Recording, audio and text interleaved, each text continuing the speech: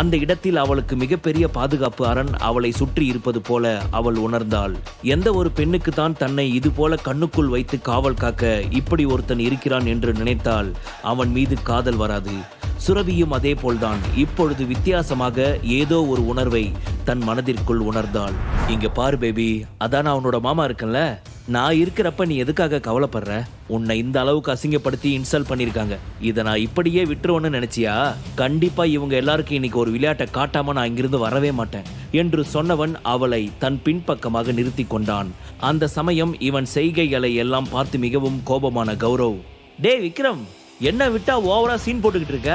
ஏன் உன் பொண்டாட்டி முன்னாடி சீன் போட நாங்க தான் கிடைச்சோமா? ஏண்டா இவ்வளவு வாய் பேசுறியே, நீ இது எல்லாத்தையும் சமாளிச்சிருவியா? கண்டிப்பா நீ இன்னைக்கு சாக போறது உறுதி என்று சொல்லி அவன் வித்தியாசமாக சிரிக்க ஆரம்பித்தான். அந்த சமயத்தில் லாலின் மொபைல் போன் அடித்தது. அந்த சத்தம் கேட்டு அனைவரும் மௌனமானார்கள். போனை அட்டன் செய்த லால், ஹலோ கோவிந்த் என்று சொல்ல எதிர்முனையில் இருந்து, லால் தாத்தா, நீ செத்து போகணும்னு நினைச்சுக்கிட்டு இருக்கியா என்று கோபமாக கத்தினான் கோவிந்த் கிருஷ்ணா. அவனிடமிருந்து இந்த வார்த்தையை எதிர்பார்க்காதவர், என்ன இவன் திடீர்னு போன் பண்ணிட்டு செத்து போகணும்னு நினைச்சுக்கிட்டு இருக்கியான்னு கேட்டுட்டு இருக்கான், ஒருவேளை மென்டல் ஆகிட்டானா என்ன என்றெல்லாம் யோசித்தவர் அவனிடம் கோபமான குரலில், என்ன பேசுற கோவிந்த் கிருஷ்ணா, எனக்கு ஒண்ணுமே புரியல என்று லால் சொல்ல எதிர்முனையில் இருந்து கோவிந்த் கிருஷ்ணா லாலிடம் என்ன சொன்னானோ தெரியவே இல்லை. ஆனால் லாலின் நெற்றியில் வியர்வை வடிந்தது. அவரது முகத்தில் பயம் பரவ ஆரம்பித்தது. கோவிந்த் கிருஷ்ணா அவரிடம், லால் தாத்தா, நான் சொன்னது உங்களுக்கு நல்லா ஞாபகத்தில் இருக்கும்னு நினைக்கிறேன். அதனால இனி நடக்க வேண்டியது உங்க கையில தான் லால் தாத்தா இருக்கு. நான் இது எதுக்குமே பொறுப்பாகவே மாட்டேன் என்று சொல்லிவிட்டு போனை கட் செய்துவிட தன் கையில் இருந்த போனை பதட்டத்தில் கீழே போட்டார் லால். உடனே விக்ரம் அருகில் சென்று, மிஸ்டர் விக்ரமாதித்யா என்று சொல்லி தன் கைகளை கூப்பியவர், என்ன மன்னிச்சிருங்க என்றவாறு அவனது காலில் விழுந்து வணங்கினார். என் குடும்பத்தை விட்டுருங்க, அவங்க யாருக்கும் எதுவும் ஆகிடக்கூடாது என்று அவனிடம் கெஞ்ச ஆரம்பித்தார். லாலின் இந்த திடீர் செய்முறைகளை பார்த்து லால் குடும்பத்தினர் அனைவருமே அதிர்ச்சி அடைந்தனர். எதுக்காக தேவையில்லாம இந்த குப்பை பையன் காலை பிடிச்சி நின்றுட்டு இருக்காரு என்று யோசிக்க ஆரம்பித்தனர். கோபத்தை கட்டுப்படுத்த முடியாத சந்திரன் லாலை பார்த்து, தாத்தா, என்ன ஆச்சு உங்களுக்கு? புத்தி கித்தி கெட்டு போச்சா என்ன? எதுக்காக அந்த நாய் காலெல்லாம் விழுந்துட்டு இருக்கீங்க? ஒழுங்கா எந்திரிங்க தாத்தா. டேய், நீ யாருக்கு பிறந்த? நீ லால் குடும்பத்தை சேர்ந்தவனே கிடையாது. இனிமே உனக்கும் இந்த வீட்டுக்கும் எந்த ஒரு சம்பந்தமும் இல்லை. எங்கேயாவது நீ லால் குடும்பத்தை ஆளுன்னு ஃபேமிலி நேம் யூஸ் பண்ணிக்கிட்டு சொகுசா வாழணும்னு நினைச்ச நீ செத்து போயிடுவ. மரியாதையா இங்கிருந்து கிளம்பி வெளியே போடா நாய என்று அவர் வெறித்தனமாக கத்த ஆரம்பித்தார். ஆனால் சந்திரனுக்கு தான் என்ன நடக்கிறது என்று ஒன்றுமே புரியவில்லை. லாலின் அடியை தாங்க முடியாதவன் வழியில் துடித்து அழ ஆரம்பித்தான். தன்னுடைய மகன் தன் கண் முன்னால் அடி வாங்குவதை பார்க்க முடியாது. கௌரவ் லாலை தடுத்து, அப்பா, நீங்க என்ன பண்ணிட்டு இருக்கீங்க? சந்துரு சொன்ன மாதிரி உங்களுக்கு பைத்தியம் பிடிச்சிருச்சா என்ன? எதுக்காக இப்ப அவனை போட்டு அடிச்சுக்கிட்டு இருக்கீங்க? அதுவும் இந்த லோக்கலான ஒரு கேவலமான நாய் காலில் விடுறீங்க. என் பையனை போட்டு அடிக்கிறீங்க. அப்படி அந்த போன்ல யார் தான் என்னதான் சொல்லி தொலைச்சாங்க சொல்லுங்களேன் என்று அவன் கோபமாக கத்த, இவ்வளவு நேரம் சந்திரனை அடித்துக் கொண்டிருந்தவர் இப்பொழுது கௌரவ் பக்கம் திரும்பி, ஏண்டா உனக்கு எவ்வளவு தைரியம் இருந்துச்சுன்னா என்னையே நீ எதிர்த்து பேசுவ உன்ன என்று சொல்லி அவனது கன்னத்திலும் அறைய ஆரம்பித்தார். கோவிந்த் கிருஷ்ணா பாம்பே சிட்டில எப்படிப்பட்ட ஒரு ஆளுன்னு எனக்கு ரொம்ப நல்லாவே தெரியும். ஆனா அவன் இந்த விக்ரம் பத்தி சொல்லி ரீசெண்டா நடந்த விஷயத்த சொன்னான். விக்ரம் ஆதித்யா ஃபேமிலியை சேர்ந்தவனா? இது எதுவும் தெரியாம நான் இவங்கிட்ட ரொம்ப பண்ணிட்டேன். கண்டிப்பா இவன் நம்ம குடும்பத்தை அழிக்காம விடவே மாட்டான். உண்மையாவே இவன் லோக்கல் எல்லாம் கிடையவே கிடையாது. ரொம்ப பெரிய ஹை கிளாஸ், எங்க எல்லாருக்குமே டாப். இவர்கிட்ட நான் பிரச்சனை பண்ணிருக்கவே கூடாது. இதுக்கு எல்லாத்துக்குமே காரணம் வீணா போன இந்த சந்திரன் தான் என்று மனதிற்குள் நினைத்து சந்திரன் பக்கம் திரும்பி அவனை முறைத்த லால் மீண்டும் அவனை அடித்தார். இங்க பாருங்க, நான் உங்களுக்கு 10 செகண்ட் டைம் தரேன். அதுக்குள்ள நீ உன்னோட பையன் சந்திரனை, இந்த நிக்கிறாளே வசுந்தரா, இவ புருஷன் மோகன்லால், நீங்க எல்லாருமே விக்ரம் காலில் விழுந்து மன்னிப்பு கேட்கணும். மீறி ஏதாவது பேசணும்னு நினைச்சீங்க, கண்டிப்பா நீங்க செத்து போறதை என்னால தடுக்கவே முடியாது என்று சொல்லிவிட்டு இப்பொழுது விக்ரம் பக்கம் திரும்பியவன், மிஸ்டர் விக்ரம், இது போதுமா? இது உங்களுக்கு சாட்டிஸ்பேக்ஷனா? இதுக்கு மேல நீங்க என் குடும்பத்தை எதுவும் பண்ண வேணாம். நானே எல்லாரையும் சரி பண்ணிக்கிறேன். தயவு செஞ்சு நாங்க பண்ண தப்புக்கு எங்க எல்லாரையும் மன்னிச்சிடுங்க என்று மீண்டும் விக்ரமிடம் மன்னிப்பு கேட்க, விக்ரமோ தன் முகத்தில் எந்த ஒரு உணர்ச்சியும் காட்டாது நேராக ருத்ரதேவ் அருகில் சென்று, நீதானே என்னோட பேபியை இங்க கடத்திட்டு வந்தது, உனக்கு கண்டிப்பா பனிஷ்மெண்ட் இருக்கு என்று சொன்னவன் அவனது வயிற்றிலும் நெற்றியிலும் மாறி மாறி குத்த அவனது எலும்புகள் அனைத்தும் உடைந்து நொறுங்க ஆரம்பித்தது. இங்க பாரு விக்ரம், நான் உன்னோட ஒய்ஃப் மேல கை வச்சதுக்கு பனிஷ்மெண்டா என்னோட கையை நானே தாக்கிக்கிட்டேன். இது உனக்கு போதுமா? இதுக்கு மேலேயும் நீ என்னோட குடும்பத்தை தாக்கணும்னு நினைக்காத. தயவு செஞ்சு ப்ளீஸ். சுரபி, இது உனக்கு போதும் தானே? உன் மேல நாங்க கையை வச்சது ரொம்ப தப்பு தான், தெரியாம பண்ணிட்டோம். தயவு செஞ்சு விக்ரம் கிட்ட சொல்லி எங்க குடும்பத்தை எதுவும் அட்டாக் பண்ண வேணாம்னு சொல்லு என்று சொல்ல, இப்பொழுது விக்ரமும் அவளிடம் அதே கேள்வியை கேட்டான். பேபி, உனக்கு இந்த பனிஷ்மெண்ட் ஓகேன்னு தோணுதா? நான் இவங்களை இப்படியே விட்டுறதா இல்ல வேற எதுவும் பண்ணட்டுமா என்று கேட்க, அவளோ பதில் எதுவும் பேசாது தன் உதட்டை சுழித்து கடித்து, விக்ரம், உனக்கு என்ன பண்ணணும்னு தோணுதோ பண்ணு, எனக்கு இதை பத்தி எதுவுமே தெரியாது என்று சொல்ல, அதன் பின் அவர்கள் பக்கம் திரும்பிய விக்ரம், நீங்க எல்லாருமே இப்ப முட்டி போட்டுட்டு இருக்கீங்க, ஆனா எனக்கு இதுல மட்டும் சாட்டிஸ்பேக்ஷன் இல்ல. நீங்க என்ன பண்ணணும்னா என்று சொல்ல ஆரம்பித்து ராக்கெட் ராஜா பக்கம் திரும்பியவன், இங்க பாருங்க ராக்கெட் ராஜா, இதுக்கு மேல இந்த லால் ஃபேமிலி உன்னோட பொறுப்பு.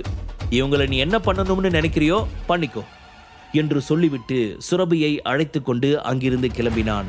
அதன் பின் லால் ராக்கெட் ராஜாவை பார்த்து, இங்க பாரு ராக்கெட் ராஜா, விக்ரம் கிட்ட நான் என்னால எந்த அளவுக்கு மன்னிப்பு கேட்க முடியுமோ அந்த அளவுக்கு மன்னிப்பு கேட்டுட்டேன். ஆனாலும் அவர் எங்களை மன்னிச்சாரா இல்லையான்னு தெரியல. தயவு செஞ்சு நீயாச்சும் எங்க சார்பா அவர்கிட்ட பேசி எங்களை மன்னிக்க சொல்லு. உனக்கு என்ன ஹெல்ப் வேணும்னாலும் நான் பண்றேன். நீ என்ன பணம் கேட்டாலும் நான் உனக்கு ஏற்பாடு பண்ணி கொடுக்குறேன். வேற ஏதாவது வகையில உனக்கு உதவி வேணும்னா கூட நான் கண்டிப்பா செய்யறேன். ஆனா என்னோட குடும்பத்துக்கு மட்டும் எந்த ஒரு ஆபத்தும் வரக்கூடாது என்று சொல்ல, நான் இதெல்லாம் ஆரம்பத்திலே சொன்னேன், நீங்க தான் கேட்காம தேவையில்லாம விக்ரம் சார் அது இதுன்னு பேசி எங்க சார் மனசை ரொம்பவே காயப்படுத்திட்டீங்க. அதனால இப்ப அனுபவிக்க வேண்டிய தண்டனையை நீங்க அனுபவிச்சுதான் ஆகணும். இதுல எந்த ஒரு மாற்று கருத்தும் இல்ல என்று அனைவரையும் பார்த்து நக்கலாக சொல்லி சிரிக்க ஆரம்பித்தான் ராக்கெட் ராஜா. அதன் பின் அவன் அடுத்த ஆக்ஷன் எடுக்கும் முன் லால், ராஜா ஒரே நிமிஷம், நீ எதுவுமே பண்ண வேணாம், நானே பண்றேன். இவங்களுக்கான பனிஷ்மெண்ட் நானே கொடுக்கிறேன் என்று சொன்னவர் கௌரவ், சந்திரன், வசுந்தரா, மோகன்லால் அவர்கள் 4 பேரையும் பார்த்து, இங்க பாருங்க, நீங்க 4 பேரும் இம்மீடியட்டா இப்ப வீட்டை விட்டு வெளியே கிளம்பியே ஆகணும். உங்க பேர்ல இருக்க சொத்து எல்லாமே இனி உங்களுக்கு சொந்தமே கிடையாது. அது மட்டும் கிடையாது, நீங்க இந்த லால் குடும்பத்தோட ஆளும் கிடையாது. கண்டிப்பா இதை நான் அதிகாரப்பூர்வமா அறிவிக்கிறேன். அதனால நீங்க இப்போ இங்கிருந்து வெளியே கிளம்பி போயிடுங்க என்று அவர்கள் அனைவரது தலையிலும் ஒரு பெரிய பாரத்தை தூக்கி போட, அதை கேட்ட அவர்களுக்கு செத்து விடுவது போல் இருந்தது. இத்தனை நாள் சொகுசாக வாழ்ந்தவர்கள் இந்த லால் வாயில் இருந்து இப்படி ஒரு வார்த்தை வரும் என்று அவர்கள் எதிர்பார்க்கவே இல்லை. எப்படி ராஜ வாழ்க்கை வாழ்ந்துவிட்டு வெளியே சென்று ஒரு பிச்சைக்கார வாழ்க்கை வாழ்வது என்று யோசித்தனர். இத்தனை நாள் சொர்க்கத்தில் இருந்துவிட்டு திடீரென்று நரகத்திற்கு அனுப்பி வைத்தால் நிலைமை எந்தவாறு இருக்குமோ அப்படித்தானே இருக்கும் என்றெல்லாம் நினைத்து அவர்கள் அதிர்ச்சியில் இருந்து மீளாது அமைதியாகவே நின்று கொண்டிருக்க, ராக்கெட் ராஜாவோ, என்ன லால், உங்க பசங்க எதுவுமே சொன்ன பேச்சு கேட்க மாட்டாங்களா என்று சொல்ல, லால் உடனே ஆவேசத்துடன் வேகமாக ஓடி சென்று கௌரவின் கன்னத்தில் அடித்து, ஏண்டா நான் உங்ககிட்ட என்ன சொல்லிக்கிட்டு இருக்கேன்? வீட்டை விட்டு வெளியே போங்கன்னா போக மாட்டீங்களா? எதுக்குடா இப்படி நீங்க என் உயிரை வாங்குறீங்க? அதன் பின் அவர்கள் அனைவரையும் பார்த்து சிரித்த ராக்கெட் ராஜா, ஒரு வழியா என்னுடைய வேலை முடிஞ்சிருச்சுன்னு நினைக்கிறேன். ஆனா இதுக்கு மேலேயும் நீங்க விக்ரம் சார்கிட்ட வம்பு பண்ணணும்னு நினைச்சீங்கன்னா அடுத்து உங்க உயிர் போறதுல எந்த ஒரு சந்தேகமும் இல்ல. சரி, நான் இங்க நடந்த விஷயம் எல்லாத்தையும் போய் விக்ரம் சார் கிட்ட சொல்லணும், நான் கிளம்புறேன் என்று சொன்னவன் லூசிஃபரையும் அவரது பிரதர்ஸ் மற்றும் செல்வராகவனை அழைத்து கொண்டு அங்கிருந்து சென்றார். அதன் பின் தன் குடும்பம் முழுவதையும் அழிப்பதாக இருந்த விக்ரம் கையில் இருந்து குடும்பத்தை காப்பாற்றிவிட்ட ஒரு நிம்மதியோடு பெருமூச்சு ஒன்றை விட்ட லால் நேராக உதய் அருகில் வந்து, உதய், இனிமே இந்த குடும்ப பொறுப்பு எல்லாத்தையும் நீயே பார்த்துக்கோ. எனக்கு ரொம்ப வயசாயிடுச்சு, என்னால் இதுக்கு மேலே எல்லாம் சமாளிக்க முடியாது என்று சொன்னவர் அங்கிருந்து தனது ரூமிற்கு சென்று விட்டார். இங்கே காரில், விக்ரம், அப்படி அந்த ஃபோன் காலில் என்னதான் வந்துச்சு? லால் குடும்பம் மொத்தமும் உனக்கு அடிபணிஞ்சிருச்சு. அது மட்டும் இல்லாமல் ராக்கெட் ராஜா மாதிரி ரொம்ப பெரிய பிக் ஷாட்டு உனக்கு பின்னாடி இருக்காங்க. அது இன்னைக்கு நான் என் கண்ணு பட லைவாவே பார்த்துட்டேன். என்ன நடக்குது விக்ரம் என்று அவள் கேட்டாள். என்ன பேபி இப்படி கேட்டுட்ட? உண்மையாவே உன் மாமா ரொம்ப பலசாலி, அது உனக்கு தெரியுமா தெரியாதா என்று அவன் சிறு குழந்தை போல் சினுங்கிக் கொண்டே சொல்ல, அவனது சிரிப்பிள்ளைத்தனத்தை பார்த்து அவளுக்கு சிரிப்புதான் வந்தது. அவனுடன் சேர்ந்து சிரித்து கொண்டிருந்த சுரபியின் மனதிற்குள் விக்ரமை பற்றிய நல்ல எண்ணம் தோன்ற ஆரம்பித்தது. உண்மையாவே இவன் ரொம்ப நல்ல கேரக்டரா இருக்கான், நாம தான் இவனை புரிஞ்சிக்காம இருந்துட்டோமோ என்று அவள் தன் மனதிற்குள் நினைத்து கொண்டிருந்த சமயம் இங்கே விக்ரமின் போன் அடித்தது. அந்த போன் கோவிந்த் கிருஷ்ணாவிடம் இருந்துதான் வந்தது. விக்ரம் போனை அட்டன் செய்து ஏதும் பேசாது அமைதியாக இருக்க, எதிர்முனையில் இருந்து மிகவும் பணிவான குரல் கேட்டது. ஹலோ விக்ரம் சார், நீங்க தான் இதுக்கு பேக்ரவுண்ட்ல இருக்கீங்கன்னு தெரியாம நான் பெரிய தப்பு பண்ணிட்டேன். உங்களை பத்தி இப்ப முழுசா தெரிஞ்சதுக்கு அப்புறம் நான் பண்ணது ரொம்ப தப்புன்னு ஃபீல் பண்ணிட்டேன். தயவு செஞ்சு என்னை மன்னிச்சிடுங்க. நான் அந்த லால் ஃபேமிலி கூட சேர்ந்து அறிவுகட்டத்தனமா சுரபி மேடமா அட்டாக் பண்றதுக்கு நானும் ஒரு காரணமா இருந்துட்டேன். என்ன நீங்க மன்னிச்சிடுங்க என்று சொல்ல, இங்க பாரு, நான் அஜய் கிருஷ்ணாவுக்காக உன்னை உயிரோட விடுறேன். இனிமே உன்னால அஜய்க்கு எந்த ஒரு டிஸ்டர்பன்ஸும் வரக்கூடாது என்று சொல்ல, கண்டிப்பா விக்ரம் சார், இனிமே என்னோட தம்பி பையனை நான் எந்த ஒரு டிஸ்டர்பன்ஸும் பண்ண மாட்டேன். அவன் ஆசைப்படி அவன் எப்படியெல்லாம் இருக்கணும்னு நினைக்கிறானோ அந்த மாதிரி இருக்கட்டும்.